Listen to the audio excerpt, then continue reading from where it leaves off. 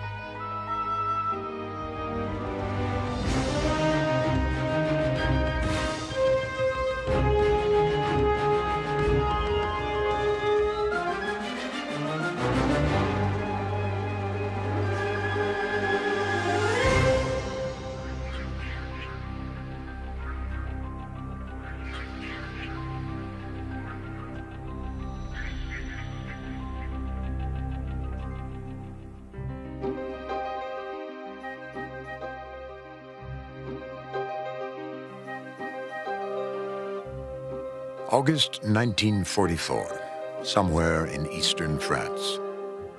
This woman is about to embark on a clandestine mission behind German lines. She's a member of the French resistance, working as an agent for the secret intelligence branch of America's newly formed Office of Strategic Services, the OSS. Her codename is Lillian. She hopes to free another valuable woman agent from a Nazi prison camp. Hidden in her shoulder pads are 70,000 gold francs that she will use to bribe the enemy guards. A Signal Corps camera captures the final preparation for her mission. An OSS agent checks her forged identity papers and her personal effects are examined to be sure there's no trace of her connection to the Allies. Several agents have been shot for carrying American cigarettes. Lillian is not what we've come to expect in a female spy. She's no femme fatale, plotting to uncover secrets by seducing an ambassador at an embassy party. Her mission relies on her intelligence, cunning, and courage. And if she fails, she risks torture or execution. She represents the thousands of women who played a vital role in all phases of espionage during World War II. Well, they often say that espionage is the second oldest profession. The oldest profession has often been a way of getting intelligence.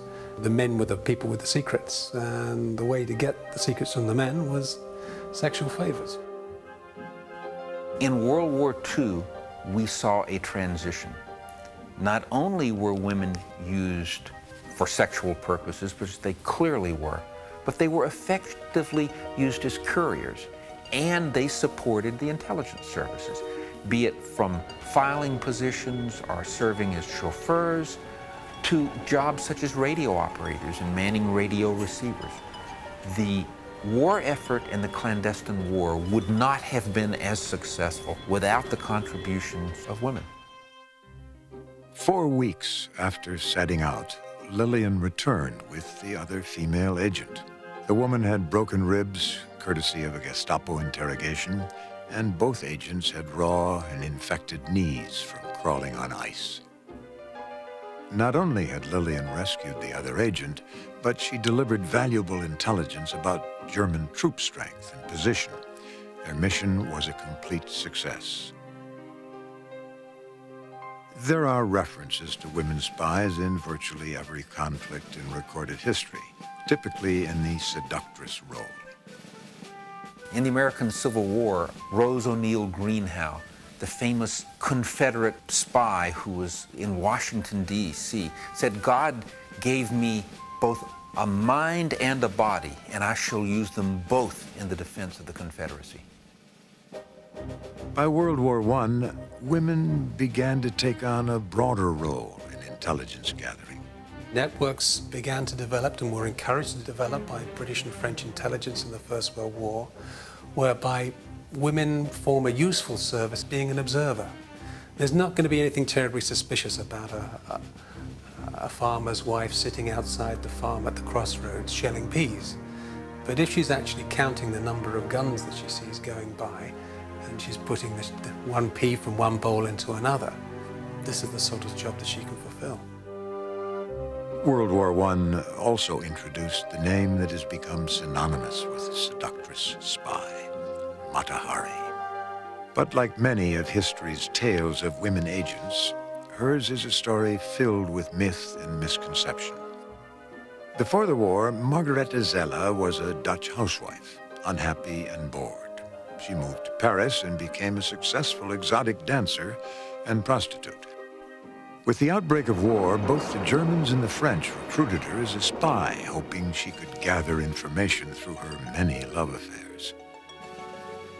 She made some clumsy attempts at intelligence gathering, but today historians agree that any espionage work she carried out was of little significance.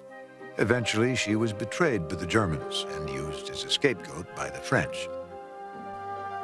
Throughout, one gets the feeling that she's frighteningly naive, that she's dabbling in intelligence without any knowledge of either the stakes or even what she's doing. She's sentenced to death. She's executed by a firing squad. A fascinating woman in so many ways, but certainly not a spy. In no way was Mata Hari a real spy. World War II brought a new generation of women agents, seriously trained for intelligence work. But undeniably, the tradition of the seductress still continued. Amy Elizabeth Thorpe, known by her code name Cynthia, was born in Minneapolis in 1910. She married a British diplomat, Arthur Pack, who gave her an entree into aristocratic circles and access to valuable intelligence. Cynthia was also a beautiful woman, willing to use her charms to carry out her missions.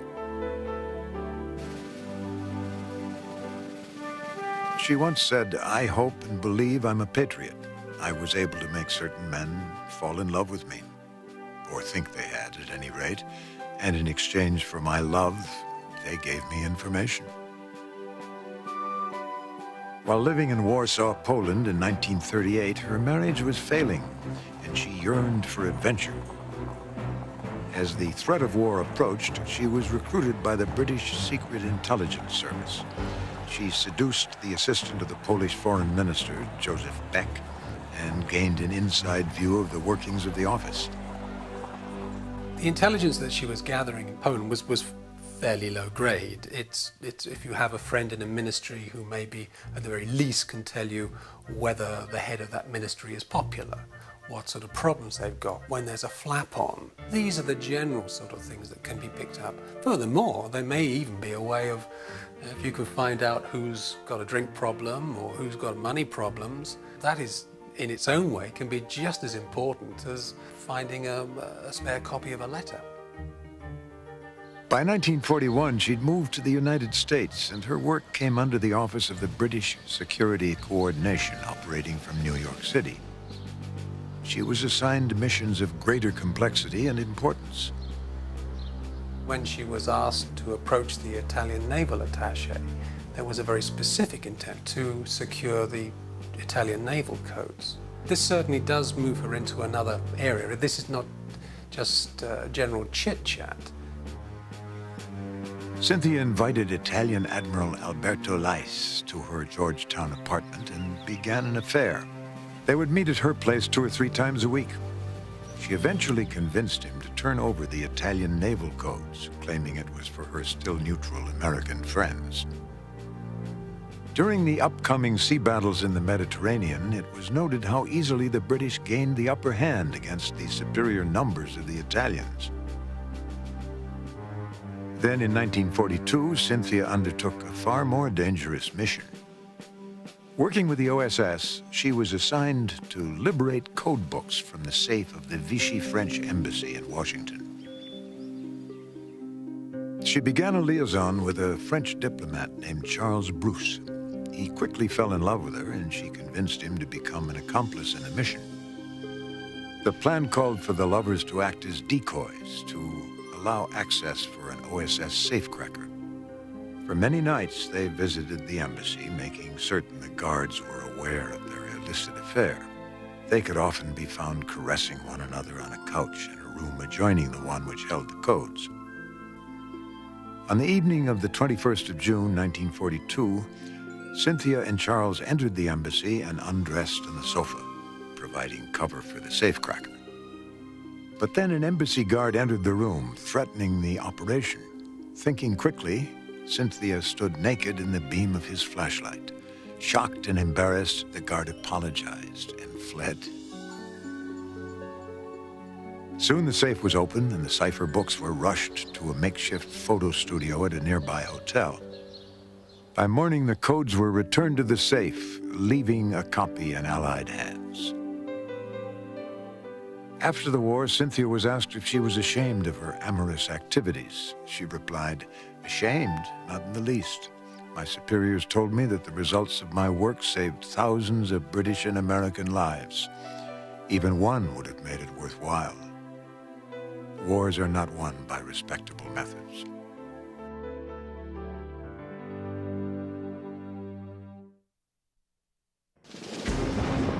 The 10th of May, 1940. The Battle of France had begun.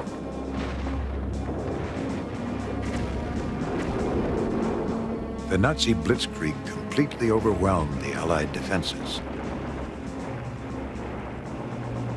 Towns were devastated by the German bombs. Families were sent fleeing from their homes under the merciless charge of the Nazis. In just 4 days, Holland fell. By June 14th, Hitler's troops were marching into Paris. Citizens were terrified by the memories of the brutal German occupation during World War I and crushed by the devastating reality that their country had been taken over by the Nazi onslaught. More than 90,000 Frenchmen were dead, and the nation was left stunned, demoralized, and leaderless. France is very proud of its military, and we were ashamed to have to sign the armistice. And people were crying in the street. It's not especially from the fear, but for the shame of being occupied. For us, French people, for me as an officer, for my colleagues, this was a lifetime drama to have seen the defeat, a whole country's disaster. And that's not all. Millions of people with their horses, their bikes, their animals, their mattresses, flowing more and more into southern France was the most terrible thing. Enemies of the Nazis were executed, and citizens were placed on near-starvation diets. Oppressive policies were devised to further humiliate and demoralize the people and destroy their will to fight back. Well, they were doing in every way, and then sometimes even to the point of being silly. For instance, in the south of France, it's very hot during the summer, and women like to wear shorts. And they had made a law that the short had to be a certain length, just 2 inches below the knee, and if it was a 1/4 of an inch further down or up, you were arrested. The military hierarchy was completely panic-stricken. They didn't know what to do. They tried to find responsible leaders. They tried to see what they wanted to do in this defeat. So what are we doing? What are we doing? Can you imagine all these people asking me, what are we doing? Well, so we decided to organize secret resistance. On the 18th of June, Charles de Gaulle, in exile in Great Britain, stood at a microphone at the BBC studios in London. He exhorted his countrymen to join him and work towards their own liberation, and never let the flame of French resistance be extinguished. The speech and the tone of voice he had when he gave the speech just incited the spirit, and I thought I have to do something when I heard that. Hélène Deschamps' father was a French officer. She was proud of her military heritage. She sought out a resistance leader and volunteered. She was just 17 years old. My dear, he said, I think you better go back to school. And I said, well, I want to do something. I don't want to live under the occupation and do what the enemy order. And he said, well, why don't you apply with the Red Cross, and this will be perfect work for you. I said, it's not what I have in mind. I said, I want to fight. After much convincing, Hélène was accepted as the first woman in her resistance group. But eventually, she became one of thousands of courageous women who called on far more than feminine charms to carry out their dangerous missions. At the beginning, I was just a courier. I was bringing envelope to one town to another and just give to somebody, talk to me and give me a name which was not his, and I give mine which was not mine. And this was the very beginning of the underground. Sometimes what we would do when we know a German group will come by with cars and so on, trucks, we would throw all kind of nails on the road, just think childish in a way, but it relieved us a little bit of this hatred that was building inside. Secrecy was key to resistance operations.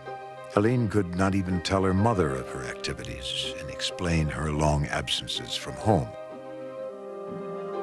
Mother never knew what I was doing. She thought I was having a wonderful time partying. And she never knew what I did until the end of the war.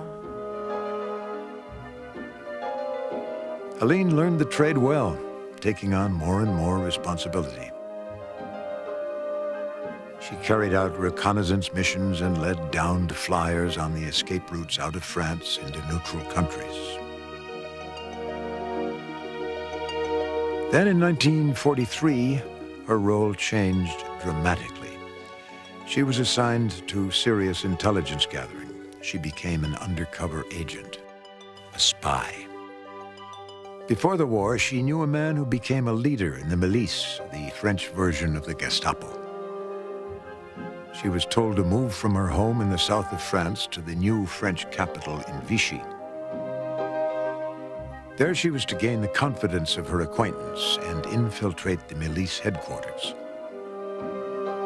She convinced the milice chief to hire her as his personal secretary. In his office were the files of the Frenchmen who'd been denounced as traitors by their own countrymen. He had the files like this, and every morning he will come to the files and he will tell his lieutenant, now which letter of the alphabet shall we choose today?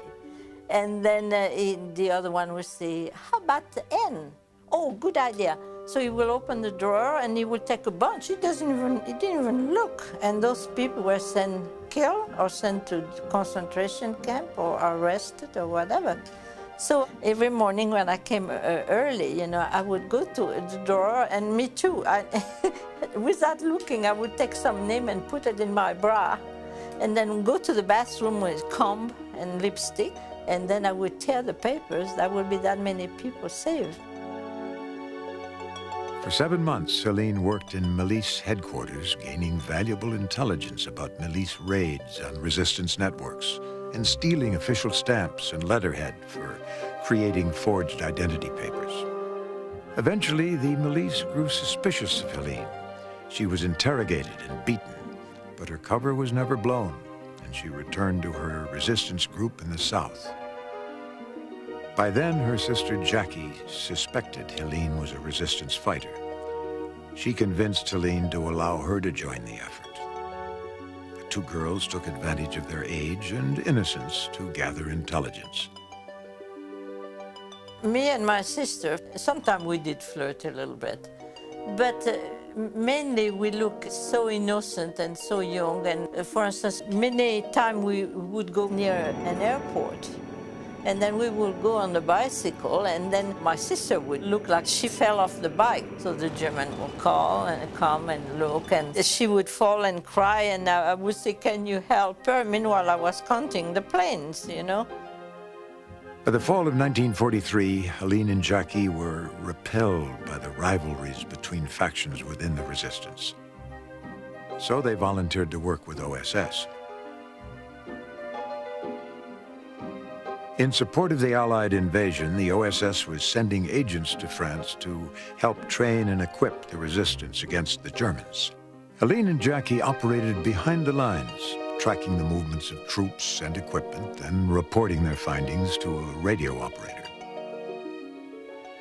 Helene had now been in the resistance for 4 long years. She'd become a hardened agent.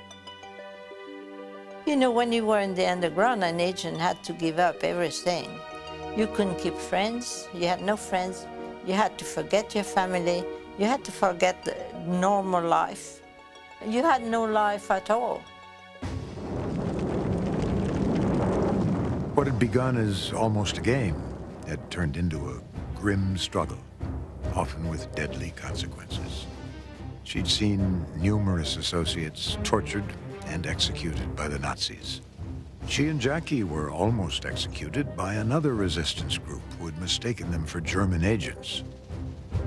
And then the terrible news that Jackie's fiancé, an OSS leader named Petit Jean, had been killed by a sniper bullet through the heart. But like any soldiers, Jackie and Helene had to pursue their mission. Just one day after receiving word of Petit Jean's death, Helene, Jackie, and a driver were rushing by car to deliver intelligence to the Americans when they too were caught in sniper fire. And then my sister said, I'm hit. You know, it was so sudden, and so I didn't even realize she was really hurt. And I put my hand on her head, you know, talked to her like a child and said, don't worry, darling. I said, pretty soon we'll come to a village and then we can take care of you, don't worry. And then the driver stopped the car and he said, well, let's stop here and get help. And so I turned around and I said, oh, Jackie, we can take care of you, and turned around and her eyes were open and I knew she was dead. Like her fiancé, Jackie was shot through the heart. Helene could only take the time to get a bedsheet from a nearby farmhouse to bury her sister. I wrapped my sister in it, and I dig a hole with the driver, and I bury her there. And the chief of the underground gave a little speech, you know. He said, Jacqueline, a young girl from France, you give your life, you give your courage, you give your love to your country. Thank you. And I went on and continued the mission.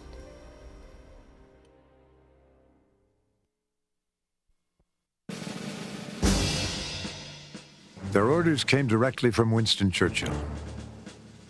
Set Europe ablaze. These were agents of the Special Operations Executive, the SOE, a secret organization established in the summer of 1940 to aid resistance groups in sabotage, terrorism, and subversion. Churchill wanted commando raids, he wanted terrorists, saboteurs. He wanted no German to ever walk down the street without looking over his shoulder to see if there was a terrorist, a saboteur behind him. He wanted no German to drive across a bridge without fearing his life would end as a bomb went off under the bridge. So SOE was organized to turn German-occupied Europe into flames.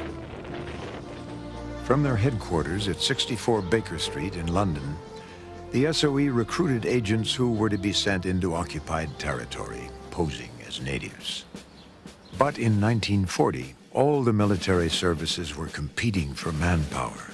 The SOE realized women might well have the qualifications for the mission. Frequently, women, and especially women from affluent families, had traveled extensively in the period between World War I and World War II. So they were more common to speak foreign languages, and especially those languages that were desirable if they were now occupied countries, but they had traveled abroad and they were comfortable and understood the cultures and the mannerisms and how to travel. SOE certainly broke new ground. It was the first government body to arm women and send women into theatres of operations. Now, this isn't to say that the Secret Intelligence Service, MI6, hadn't been doing that on other occasions, but I think it could be argued that the organisation that did it for the first time and admitted it was SOE. Women were recruited and then trained in the same rigorous programs as men. Women agents were given a preliminary training to assess their capabilities, being watched all the time to see how they reacted, what their character was really like. If they passed that first stage, they could be sent up to Scotland, where they would be given a general toughening up process.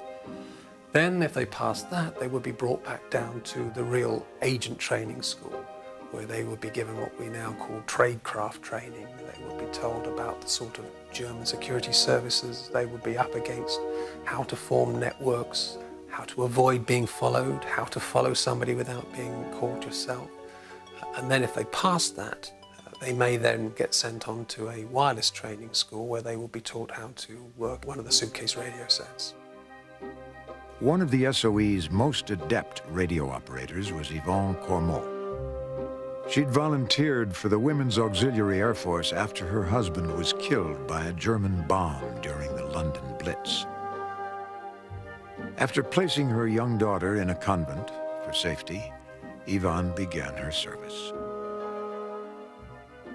She was fluent in French and was soon recruited by the SOE's French unit, the F section.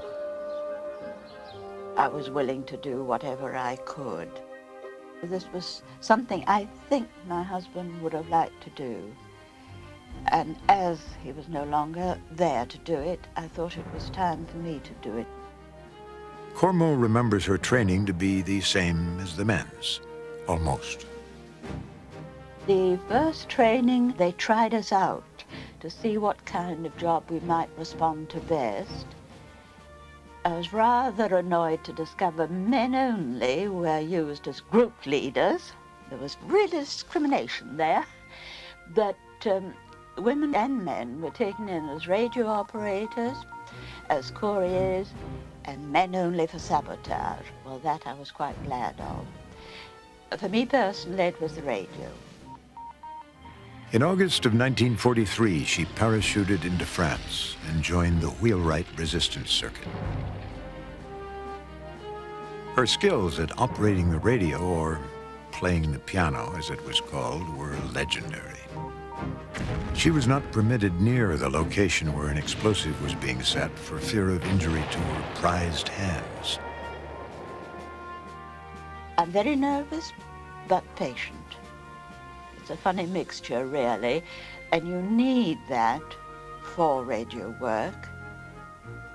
You need the patience to do the coding and the decoding. You need the resourcefulness of nervousness to be able to decide whether to go on if you think somebody's listening in, or to cut off and ask for another scare and that sort of thing. And I must admit to butterflies floating in my tummy all the time. You had to have your eyes in the back of your head as well as in front. Radio communications were essential to the success of the secret operations. Resistance groups relied on coordination with Great Britain for delivery of their weapons and supplies. However, typically F-section radio operators only lasted about 6 weeks before being caught by the Nazis. So the agents soon learned the tricks to survival. The ideal was to move around all the time so that you could never be spotted in any particular place. That's one thing. The other one was it was more secure to be in the city than in the country, because the idea would be an apartment building where if you were on the air for too long, you could be spotted to the building, but not necessarily to the apartment. Yvonne never remained in one place for more than 3 days, and she found courageous support from the local population. Those who offered me a roof and offered me food always knew that I'd come from England, that I was English, and had my set. They were asked before, would you take a radio operator, because that more than doubled the danger for them. And I'll give it to these people. Not once was I refused accommodation. She also became a master of disguise, sometimes receiving invaluable advice from the French patriots. One day she was posing as a farmer's wife, looking after cows. The farmer's wife had told me, don't wear a watch. No woman who looks after cows would be able to afford a watch. Remarkably, Yvonne Cormeau remained undercover in France for 13 months, sending more than 400 messages. She was awarded the prestigious MBE, the Member of the British Empire, for her courage.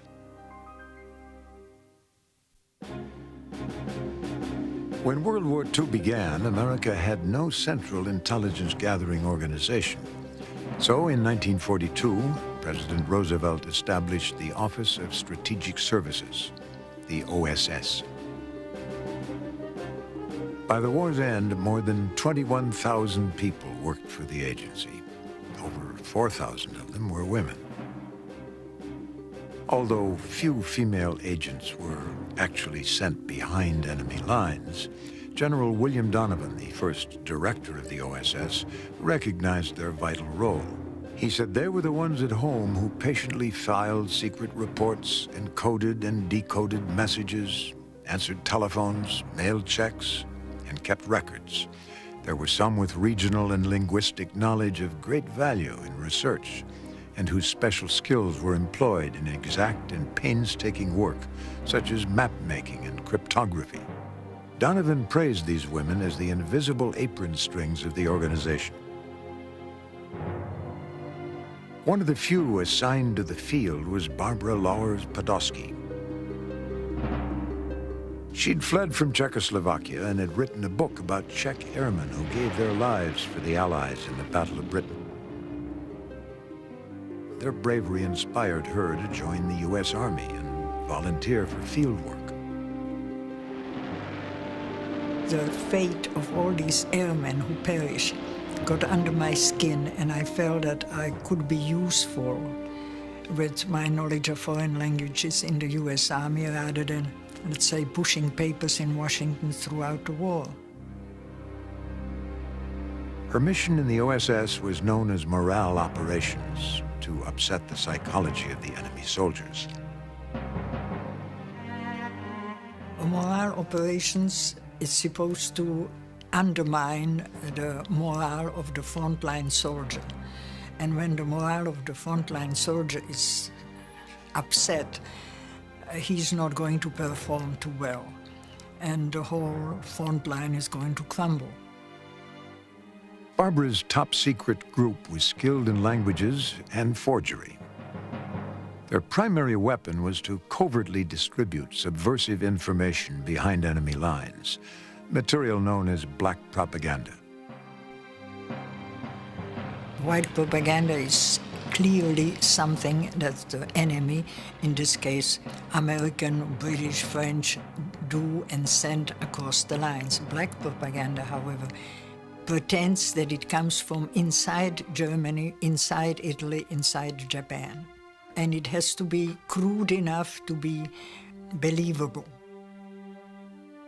There were no rules in black propaganda. Their materials took many forms. Barbara's group once created a fictitious Lonely Hearts Club leaflet that convinced German soldiers that back at home, all women had now volunteered to sleep with any soldier who came home on leave. the Lonely Hearts Club was invented by us, and we made a leaflet stressing that everybody is part of it. Your wife, your daughter, your mother, your sister. Well, when a frontline soldier learns that his wife is sleeping around with just about everybody, he's not going to be very happy about it. And his morale is going to be undermined. The propaganda leaflet was so authentic that the Washington Post reported the club as actual activity being carried out in Germany. Barbara's unit also included noted cartoonist Saul Steinberg. Together, she and Steinberg created some other unusual propaganda materials. There was also a leaflet that I cut in linoleum. It was actually a toilet paper. It was somewhat indecent, but the drawing was made by Steinberg. It showed a likeness of Hitler, and underneath there was advice: use this side. Barbara was stationed in Rome, but she would often move to the front to interrogate surrendering soldiers the moment they crossed the lines. She would probe for any new tidbits of information that could be used by her team. We had a bull session practically every evening about what could be done, what should be done, what might work, what is possible. You see, the success of morale operation was also the understanding we found at the headquarters. None of our ideas was ever rejected. Be it the cookiest, the headquarters always said, go ahead, try it. One of the unit's most celebrated missions was known as Operation Sauerkraut. It was a plan created immediately after learning of the unsuccessful bomb attack on Hitler in 1944. They saw a golden opportunity to create havoc behind the lines. That night, Podolsky was dispatched to a POW camp to find German soldiers she could turn into spies for their operation. I was looking for dissidents, people who were displeased with the regime in Germany, people who had reason to be unhappy about the war. And these were, for instance, a German who lived in Yugoslavia, was forced into the German army. And I made it clear to them that they could help by convincing the frontline soldier that there is revolution way back in Germany, that people are fed up with the Nazi regime. 16 operatives were chosen. They were given new identities, credentials, and uniforms, and were trained to maintain their cover. We had to change their identities and drill into them new names, so that if they were awakened in the middle of the night and asked the maiden name of their mother, they would know the different name. The agents then moved behind the lines, distributing leaflets and fake newspapers. They would leave it at places where soldiers would gather, let's say a cafe, at a bus stop. They would pin it to the tire of a parked truck, and so on. And our agents reported that they have seen several soldiers reading it, and then one coming back and pocketing it to show to others. So it reached the target. Despite running the risk of being shot as spies, none of the agents defected back to the German side. Besides carrying out their mission, they also brought back valuable intelligence information.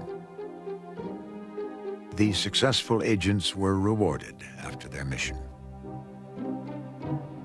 We wanted them to feel relaxed and happy, and young men, when they have done a good job, all they want is what we used to call in the army horizontal engineering.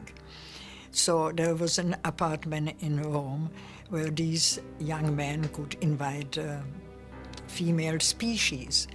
And I would be sitting in a jeep down on the street waiting until the operation was over. And then when the female species would come down, I would pay them.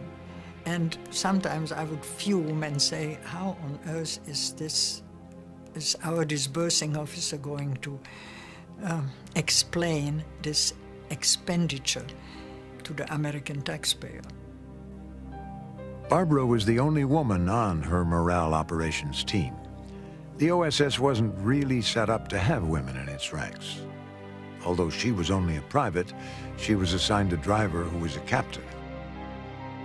But often in her duties, Barbara had to assert herself with the same authority as her male counterparts. Sometimes the people I interrogated resented the fact that I was a woman.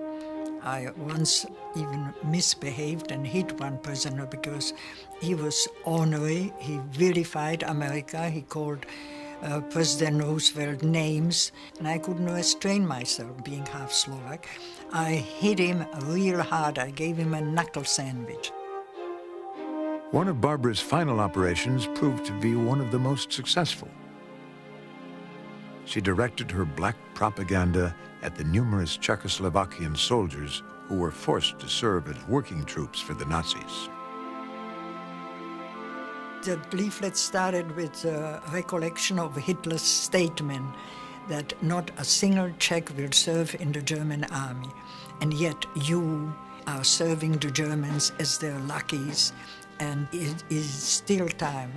Throw off that uniform of the German army, throw away the identity which was imposed upon you, and come across the lines, come and join your brothers who are fighting on the right side. Due to Barbara's efforts, more than 600 Czech soldiers surrendered to the Allies. In 1944, Barbara Lauers-Podolsky received the Bronze Star for her mission.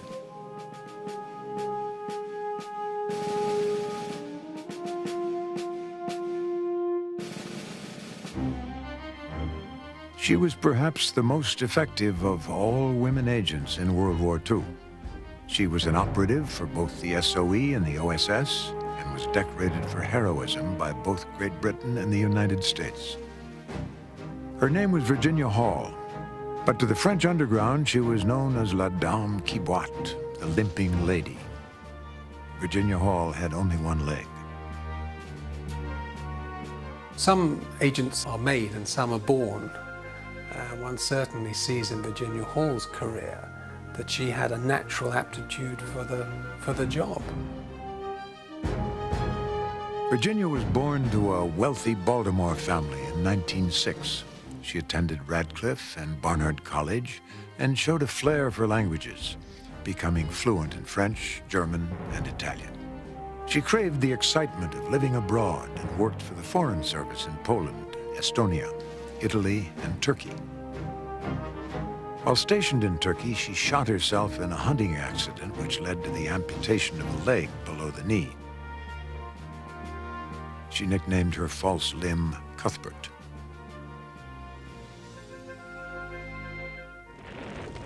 When the war broke out, Virginia volunteered for the French ambulance service.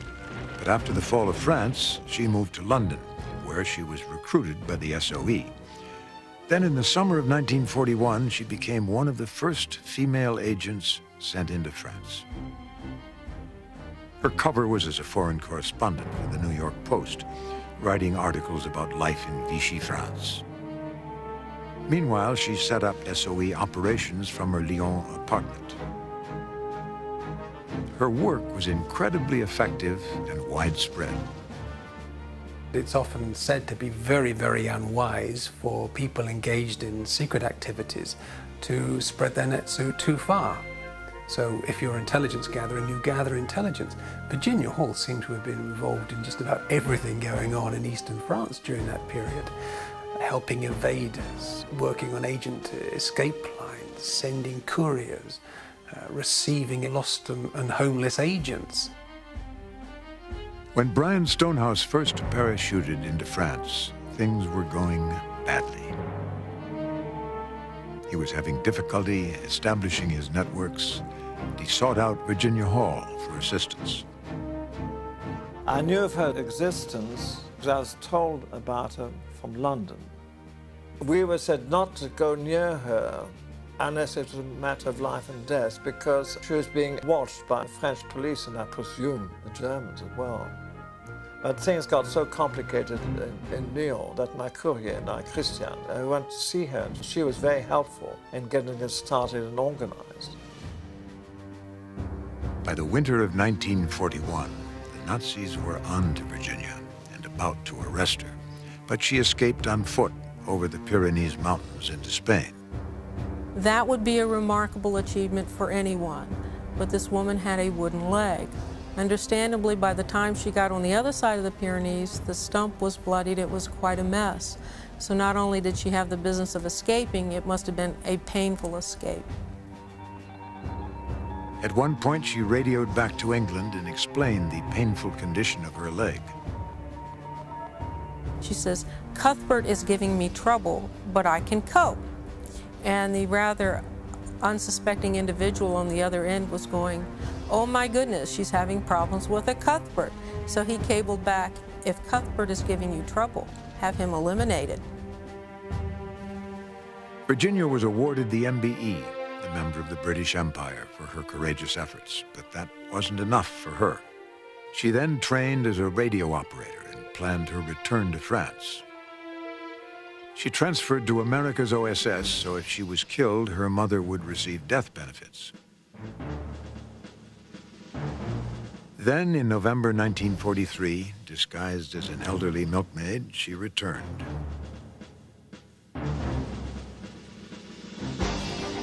Virginia was hunted by the Gestapo. They circulated a wanted poster with the warning, "The woman with a limp is one of the most valuable Allied agents in France. We must find and destroy her." But her elaborate disguise fooled the Germans. To hide her disability, as it were, she learned to walk with a certain gait or swagger that underneath her French milkmaid garb, you didn't really know that this was a woman that had a wooden leg. In support of D-Day, Virginia radioed invaluable intelligence and coordinated airdrops. She also trained and led Maquis resistance groups in guerrilla warfare and sabotage. After the war, Virginia Hall was awarded America's Distinguished Service Cross in a simple ceremony in William Donovan's office.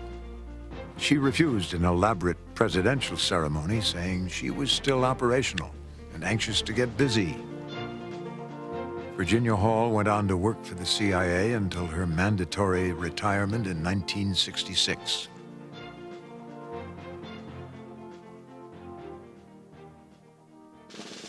Virginia Hall, Aline Deschamps, Yvonne Cormont, and Barbara Podolsky were the lucky ones. They survived.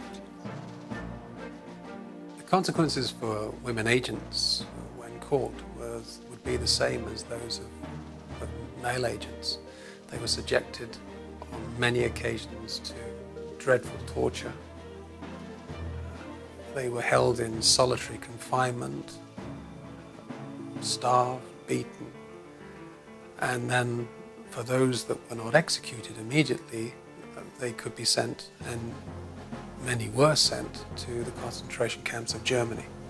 The costs of their valor and their bravery, volunteering for these sort of services, could be quite dreadful. 48 SOE women were sent into France. 12 of them were captured and executed. Brian Stonehouse was also captured. He was convicted of spying. He endured 4 years in Nazi concentration camps. He believes the Germans might even have been harder on the captured women. 4 of our girls were executed in Nassweiler.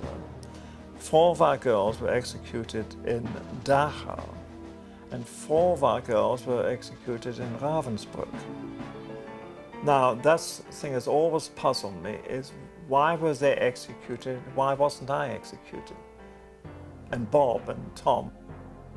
And of course, we lived with that fear that every day there'd be the order to from Berlin to execute that, but it never came. Despite the suffering they all witnessed, the women agents believed their efforts were worth it. But even today, most find it hard to forget the painful memories of that service.